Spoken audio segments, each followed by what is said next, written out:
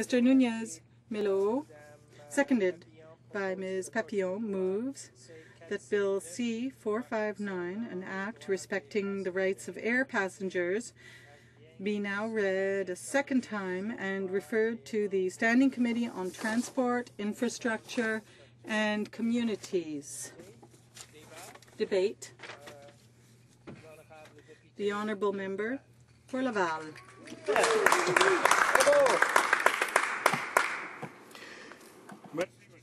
Thank you, Mr. Speaker. I am very pleased to rise today and begin the debate on my private member's Bill C-459, an act regarding the rights of air passengers. I'd just like to point out that this is not a new bill. It is not the first time that this kind of initiative has been brought forward. During the second session of the 40th Parliament, there was an attempt to have a similar bill passed. At the time, that bill, unfortunately, was not followed up on because of an omission from the fourth report of the Standing Committee on Transport. The majority of the Conservative members made a flagrant mistake, an irresponsible mistake, in deciding to not pursue this study because, for a completely illogical reason, a nonsensical reason, they had decided to let it go. They understood that under this act, actually would make air carriers responsible in a way that they are not so at this point in time. I have to admit that I was surprised when I learned why this was dropped, and I was surprised when I learned about the process that led to the end of this study. I couldn't understand. I was wondering, how was it possible that the members of a committee responsible for clarifying and expanding on certain provisions did not live up to that responsibility and made an absolutely arbitrary decision without any justification. I am confident that currently this House will see in this bill another opportunity to make sure that we can correct an error of the past and quickly pass a good, very comprehensive and very detailed bill. Furthermore, if it is necessary to bring this to a committee, I hope that this committee will undertake a serious and non-partisan look at this bill. I think that the committee will be better prepared and better aware of its duties to consumers. In my opinion, Mr. Speaker, improvements should be made to this bill that emphasize passenger rights. Therefore, we are in a position to create good conditions and to take a win-win approach for both passengers as well as for air carriers. We will emphasize the elimination of bad business practices, such as intentional overbooking. We will try to make the point that the Government of Canada can remain neither isolated nor insensitive to responsible business practices. These practices often mean ensuring that their own clients stay faithful. Their clients appreciate being treated with respect and in a fair and transparent manner. Finally, as I mentioned, a win-win situation is no doubt the best goal. We said that the improvements and clarity brought to this new version of the Act eliminates any ambiguity with regard to situations where it is clear that the air carrier must bear responsibility. It is clearly expressly indicated that a weather event is not the fault of the carrier. The same is true when one of the government agencies decides to ground and prevent the departure of an aircraft because a real danger for passenger security exists. These agencies have adopted improved operating practices and they follow closely a series of regulations imposed on them by the Act. What we want to attack is the dishonesty when a carrier deliberately, for their profit, overbooks the flight or invents false weather events. With regard to overbooking,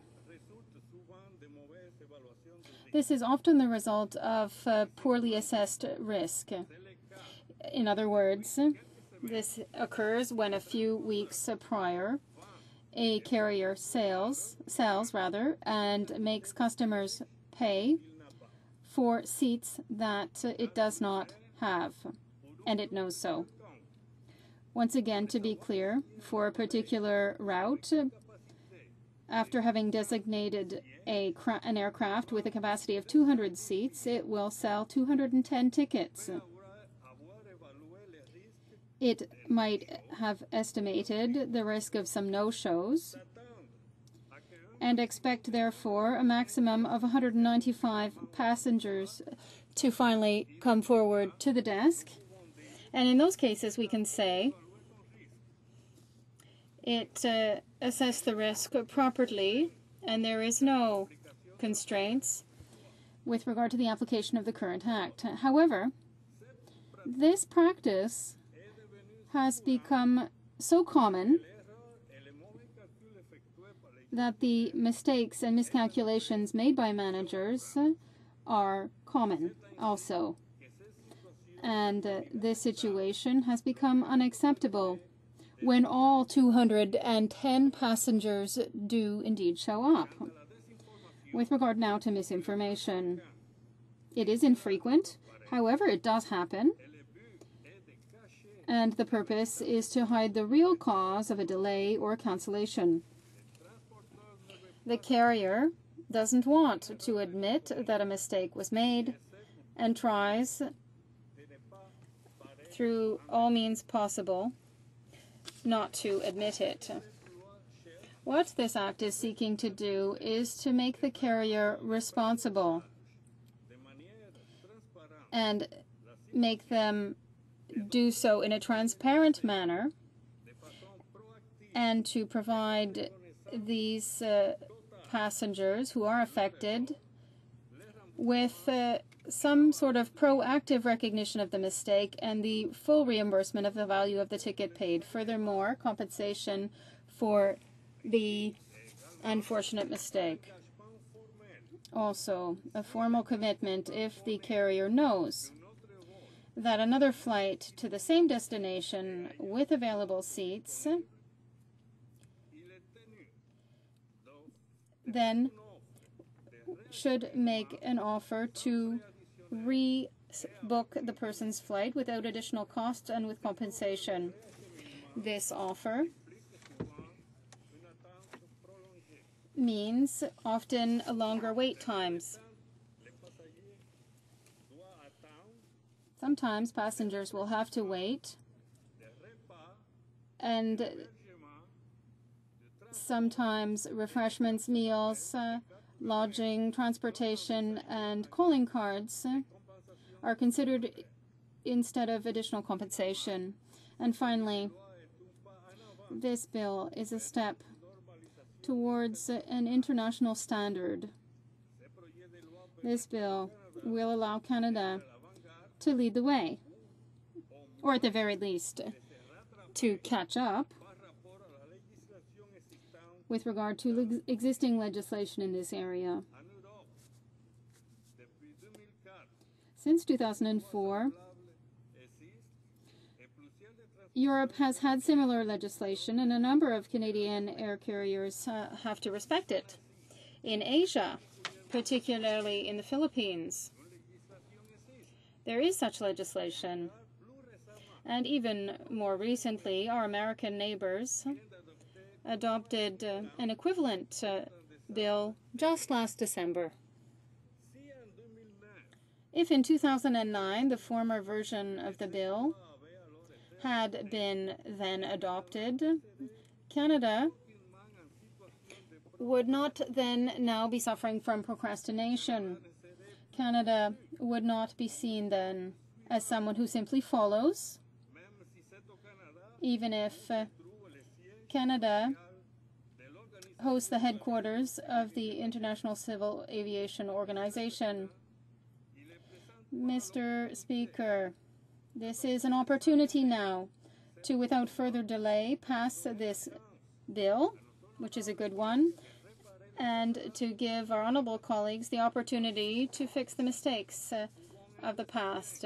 We can be sure that this initiative will lead to tangible benefits for travelers and ensure also positive economic benefits for air carriers. In conclusion, I would like to invite the members of this House to reflect and to support this initiative, which is supported by much of the population. Thank you, Mr. Speaker.